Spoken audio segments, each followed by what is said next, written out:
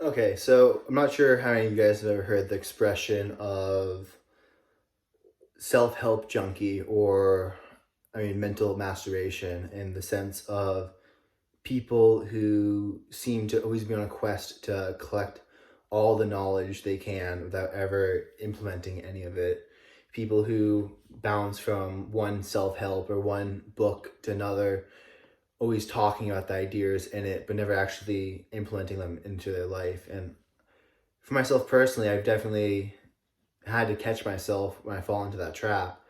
And we're talking in a second about why that trap and how it works. But I find myself trying to collect knowledge and like kind of learn everything I can about something, but I never actually apply the stuff I'm learning, which is why I like wrestling and jiu-jitsu so much, because you have to apply the stuff. I mean, sports is great for that, but there are many computer black belts who will type behind the screen.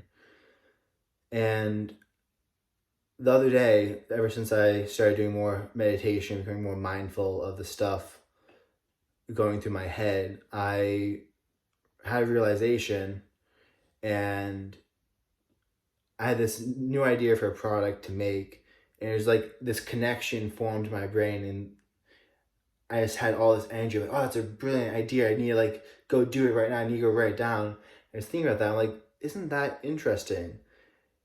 Like you get a rush of dopamine, you get a rush of like, yeah, dopamine in the head when you make a new connection, when you connect two things that you didn't previously do, which is why people can like learning so much and absorbing knowledge, because you're getting that connection, you're making it. And then I was thinking, well, why do we get dopamine when that happens? And I think the whole point of it is that you go out and you test the stuff. Like you go out, you build your prototypes, you put your theory to test. Like it gives you dopamine is motivation, so it gives you the motivation to go out and actually try your idea and see whether or not it's going to work or not. And then I was thinking, okay, so if we get dopamine from it, I mean, dopamine is very addictive. Nicotine, caffeine, all those wonderful stimulants. Um, well, then there must be some type of possibility to get addicted to this. And I was thinking about it more. I'm like, that's what the whole idea of self-help junkies are. It's just people who they get addicted to forming those connections in their head, learning something new and being like, oh, that's what it is. But they never actually do anything with that dopamine. They never go out and try the stuff, which is why it fades down and you're kind of spiking it and then it fades because you never actually do it. You just spike it and then try your thing, see if it works out. If it works out, then like you kind of plateau and you can spike again and try something new and you can improve and you can learn. But when you spike the dopamine up, you're like, oh, that's a really cool idea. You don't try it, falling back down. You're looking for the next little bit of information that's really cool. You don't quite process it in the brain. There's no emotions or like memories of actually putting it to action to solidify it there. So you wind up forgetting it so quickly.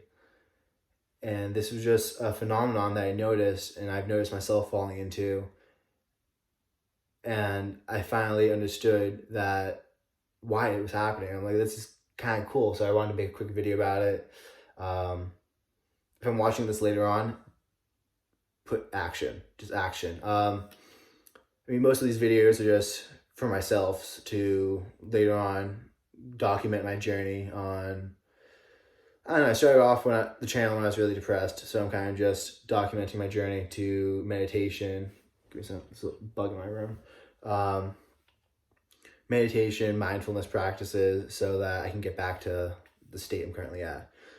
And one thing for people looking to not fall into this trap of self-help junkies or other things is when I read books now, I have a little sticker I'll put, and I read most of the books on my iPad because I like being able to annotate them and draw all the lines and highlight stuff, and I can go back and kind of makes it easier for me to understand the book and I can connect to more things. But I have this little sticker on my iPad and I can put it on the pages, and it's like this little A for action, and I collect all the actionable steps that the book talks about that I could put into practice in my life and really try to go at the book on a deeper level, understand more by practicing what they're talking about.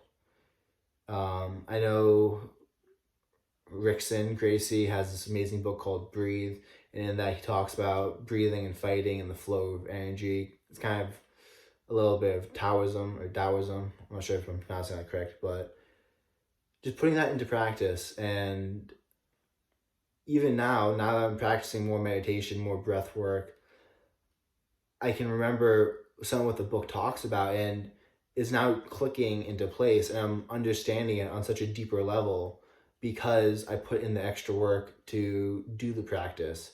I've been doing a meditation practice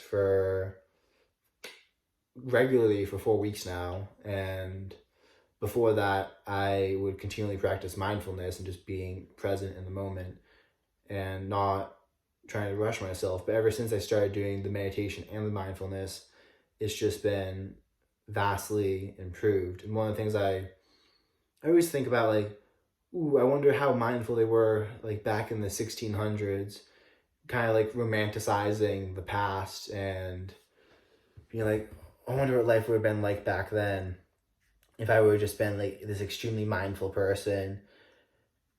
I mean, maybe. But one of the things I had to realize is just because you don't have any distractions and you're not spending your time on technology doesn't mean you're mindful. And I've had to catch myself many times because I'll put away technology and I don't have my phone out, I won't be scrolling, I won't be doing any of my bad habits. But up in my head, I'm like thinking through stuff and I'm just chaining stuff together in my head. I'm getting caught in these thought patterns and I notice a tension forming in my face. And it's kind of like, I can't mindfully do it right now because I don't exactly know where the tension is. Because every time I catch myself and I feel the tension in my face, I relax my face. And in doing so, I relax my mind and I bring myself into the moment. So the moment I become aware of the tension, it kind of fades away. But you can definitely distract yourself with your own thoughts and not be present, even without the distractions of technology. So that's also some fun thing to look out for. But stay present, stay happy, and yeah, I mean, enjoy where you're at.